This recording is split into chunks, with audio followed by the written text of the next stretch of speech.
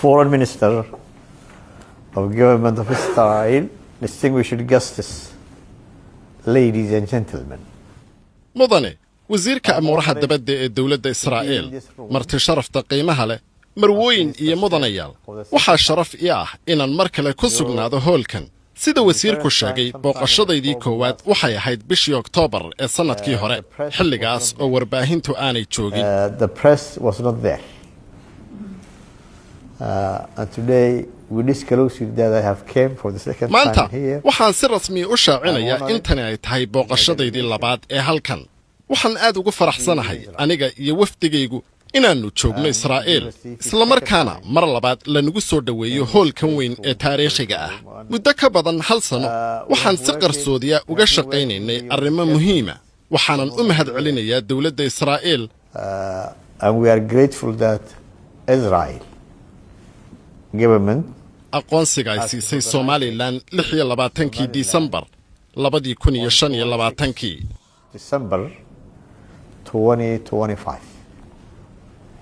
And equally more important is that I came sidoo kale waxa aad muhiim u ah inaan halkan u yimaado anigoo ah hogaamiyaha dawladda Somaliland as president of Somaliland for the first state visit.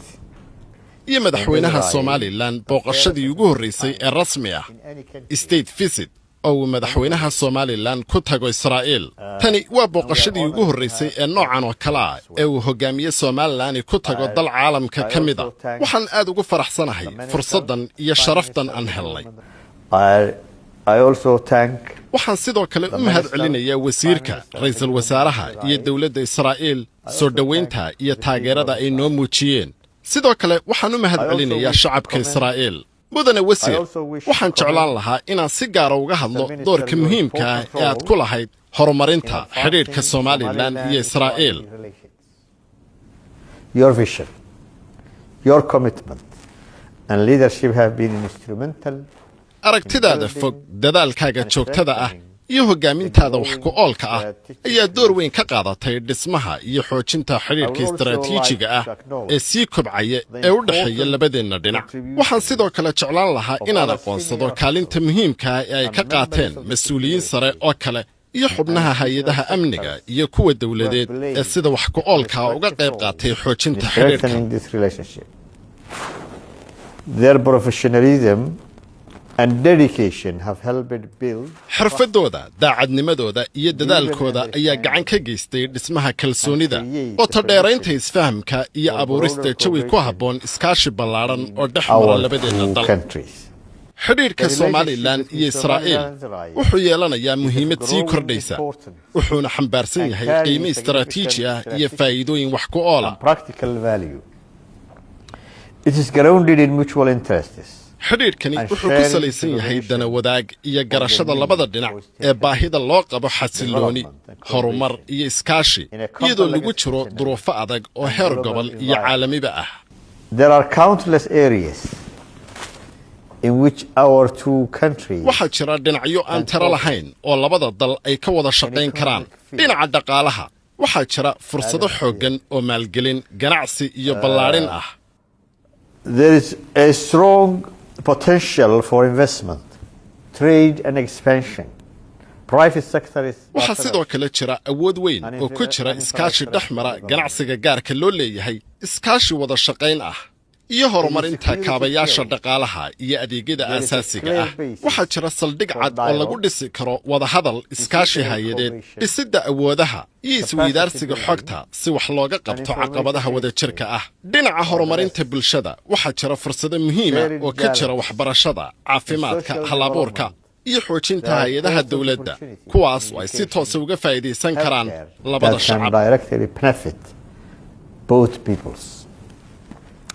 Somaliland remains firmly committed. Somaliland waxaa si buuxda uga go'an xoojinta iyo sii qoto dheeraynta xiriirkan labada dhinac. dhinac kasta waxaynu aragnaa iskaashigan inaanu ahayn mid astaan keliya balse uu yahay mid wax ku oola mustaqbal furan isla markaana leh dabeecad istiraatiiji ah. waxaa naga go'an inaannu xaqiijinno inaannu u bedelno iskaashi habaysan oo wakhti dheer soconaya kaas oo keenaya natiijo la taaban karo. mudane wasiir waxaan si xooggan kuugu dhiirigelinayaa adiga iyo dawladdaada sharafta leh ee aad matasho inaad taageertaan oo aad kor u qaadaan ka qaybgalka ganacsiga Israa'iil iyo maalgashiga Somaliland. An investment in Somaliland. Our country is an emerging economic destination. dalkayagu waa suuq soo koraya oo leh fursado waaweyn oo kala duwan. wuxuu leeyahay deegaan xasiloon oo ammaan ah, nidaam dhaqaale oo suuqa furan ku dhisan, iyo dawlad ay ka go'an tahay fududaynta iyo taageeridda hoggaaminta ganacsiga gaarka loo leeyahay. We believe that Israeli waxaan aaminsanahay in maalgashadayaasha Israa'iil ay heli doonaan fursado waaweyn oo ku saabsan maaliyadda, dhismaha, beeraha, tamarta, dalxiiska, saadka iyo warshadaha wax soo saarka. waxaan sidoo kale muhiimad weyn siinaynaa in xiriirka diblomaasiyadeed la mideeyo oo si rasmiya loo nidaamiyo. to the institutionalization of our diplomatic relations. The opening of Somaliland embassy in Israel will represent a major step furitaanka safaaradda Somaliland ee Israa'iil waxay astaan u tahay tallaabo weyn oo hore loo qaaday dhismaha iyo xoojinta xiriirkeena rasmiga ah. sidoo kale waxaan si xooggan u dhiirigelinaynaa in la aasaaso safaaradda Israa'iil ee Somaliland sida ugu dhaqsaha badan, taas oo sii xoojin doonta iskaashiga, isfahamka iyo xiriirka labageesoodka ah ee labadeenna dal. Your Excellency, Mr. Minister, we are confident that Somaliland-Israeli relations mudane wasiir waxaan ku kalsoonahay in xiriirka Somaliland iyo Israa'iil uu gelayo marxalad cusub oo lagu qeexo dhabnimo, is-ixtiraam labada dhinaca iyo himilo istaraatiijiya. waxaa naga go'an inaannu si dhow kuula shaqayno adiga iyo wasaaraddaada si loo xaqiijiyo in xiriirkani uu ku fido dhammaan dhinacyada muhiimka ah, isla markaana uu noqdo tusaale lagu daydo oo ku saabsan iskaashi caalami ah oo wax ku oola. mudane wasiir waxaan si kal iyo laaba kaaga mahadcelinayaa martisoorkaaga, hoggaamintaada iyo ka go'naantaada shakhsiyeed ee ku aadan xoojinta xidhiidhkan. and your personal commitment to this relationship. We look forward to working with you. waxaan rajaynayaa inaan si wada jira u shaqayno si aan ugu turjinno iskaashigan fursado dhab ah oo la taaban karo, kana dhashaan natiijooyin waara oo u faa'iideeya labada shacab. mahadsanid mudane wasiir. Welcome to Minnesota. haddii aad sideedoo kaleeto socodkaagu u badan yahay safarkaagu, waxaad u isticmaali kartaa abka dahabshiil. faamilkaaguna waxay lacagta ku helayaan daqiiqada gudahood. lacagta ugu horreysa ood ku dirtana waa free.